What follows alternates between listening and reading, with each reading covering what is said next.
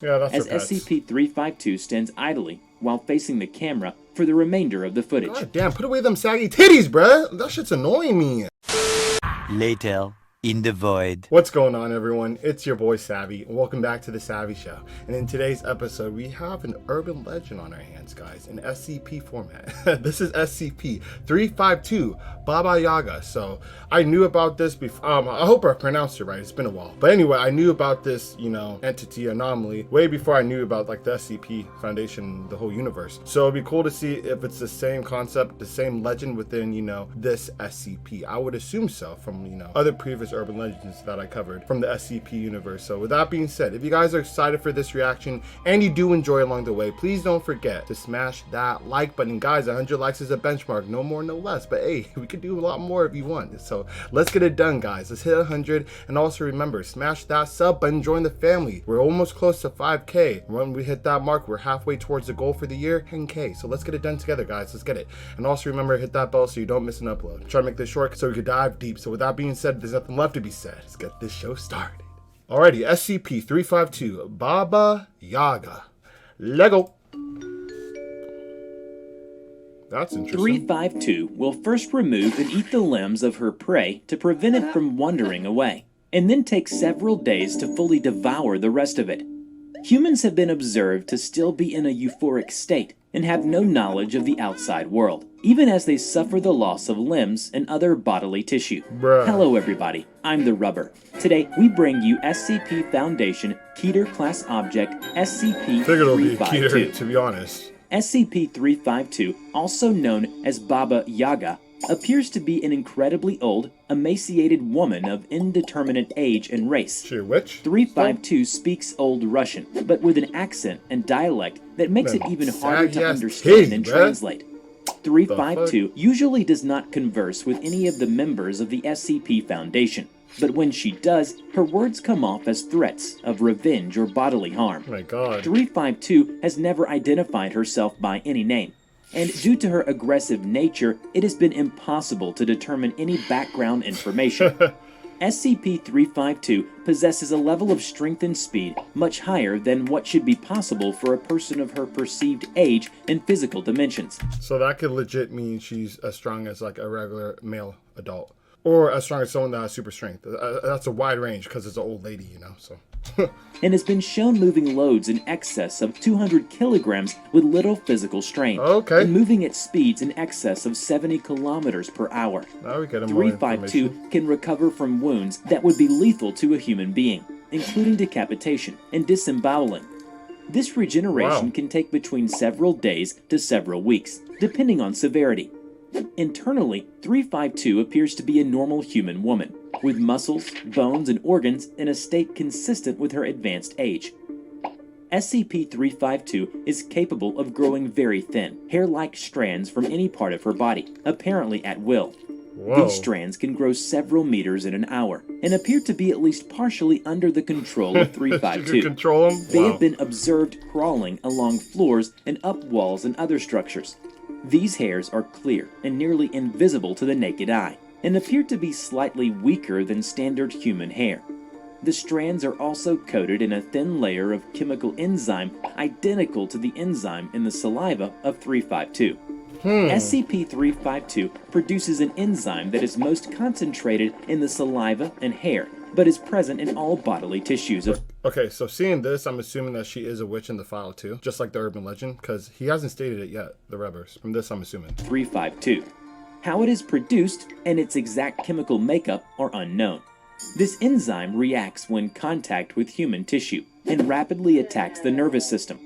Anyone who comes into contact with the enzyme will experience symptoms almost immediately, which include hallucinations, euphoria, suppression of cognitive or logical thinking, and suppression of pain receptors. Get 'em. This state will persist for several days if the exposure to the enzyme is mild, and can become permanent with high exposure.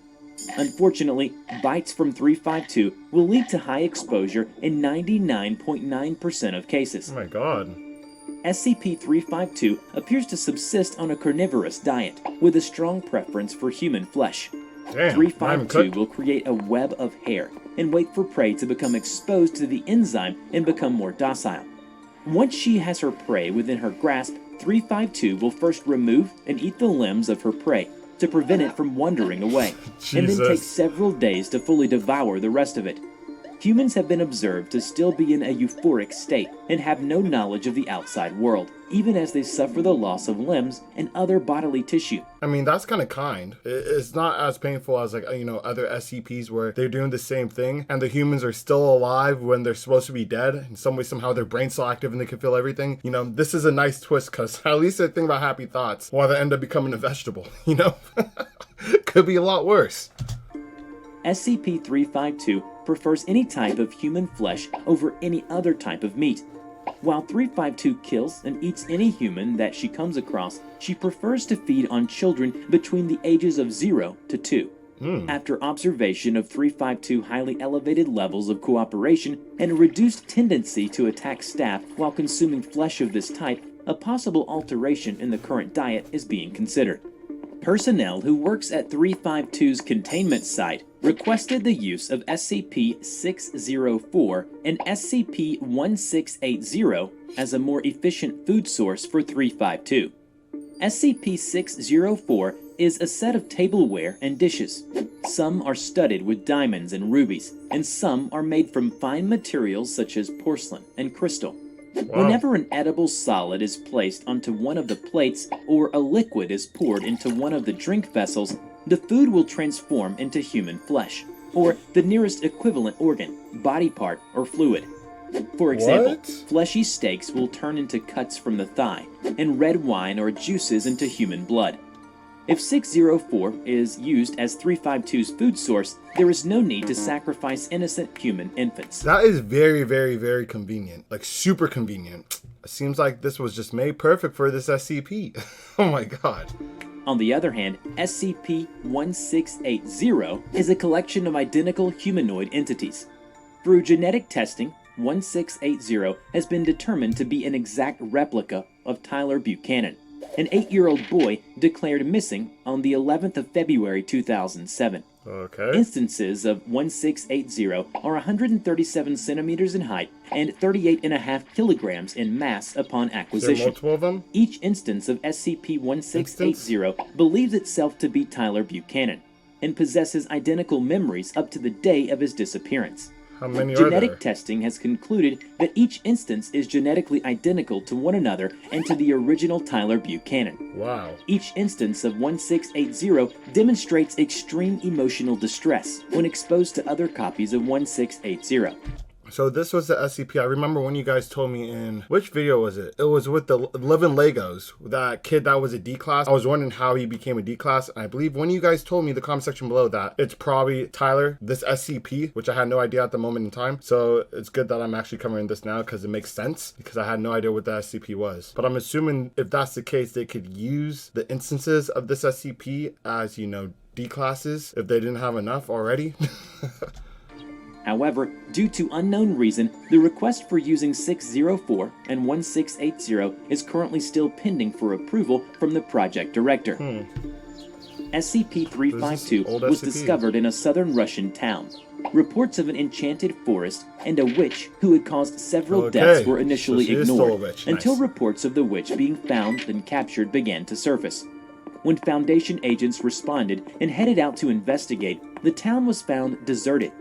Several bodies were found in varying states of decomposition, and blood trails appeared to show many more bodies being dragged into the enchanted forest. Sheesh. The Foundation agents were able to capture 352, I'm surprised but they had did. suffered major casualties due to SCP-352's attack and exposure to the enzyme. A large amount of hair was recovered as well, and is believed to be the cause of many exposure incidents, with contact being attributed to spiderwebs or an agent's own hair, and not reported until hallucinations manifested. After the successful capture of 352, this old lady was then put into a containment area that is to remain sealed at all times. No human interaction is allowed with 352. All interaction should be carried out via robot or other remote means. If human interaction become necessary, full hazmat containment protocols should be observed, and full hazmat suit should be worn at all times. In addition, security lines must be attached to all personnel. Should any personnel begin to exhibit erratic behavior, they are to be immediately removed from the containment area via the security lines. Sheesh. Any staff reporting hallucinations after interaction with 352 or her hair are to immediately be placed under quarantine. Any staff working in or around the containment area must submit to random psychological and physical testing. Baby rubber. Anyone found to be contaminated will be placed into immediate quarantine. Staff attacked by SCP-352 may only be recovered if they have not been bitten by 352. 352. His head was literally gone. So are you implying that SCP bit off that dude's head? Come on now. Is to be fed only once a week. Feeding will be discontinued for 1 month if 352 attacks any personnel. Oh my god. Although 352's containment area is always sealed, but one time, SCP-3783-1 instances managed to break in, What SCP and is 2 that? of which had interacted with SCP-352. SCP-3783-1 instances What the are heck? mutated biological organisms after entering SCP-3783. Ew. 3783 is a single-roomed log cabin that is located in the wilderness of Siberia. What the heck? Inside it is decorated with furs, has 1 rocking chair, a fireplace, a wardrobe, a chest, and a cauldron.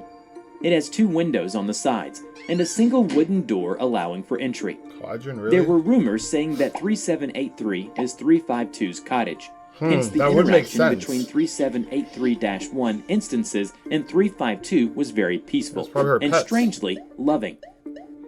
The following transcript is from surveillance footage. Begin log. SCP-352 is sitting at the corner of its containment chamber.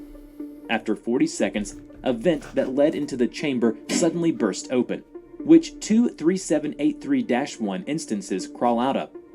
Simultaneously, other 3783-1 instances were attacking from Gate A. Wow. One instance resembled a gastropod with 2 arm-like appendages. These are probably like her pets or creatures that she, conjured up or created, and they're trying to, get their master back. I'm assuming where she's sending them to help her out because she's being held captive now.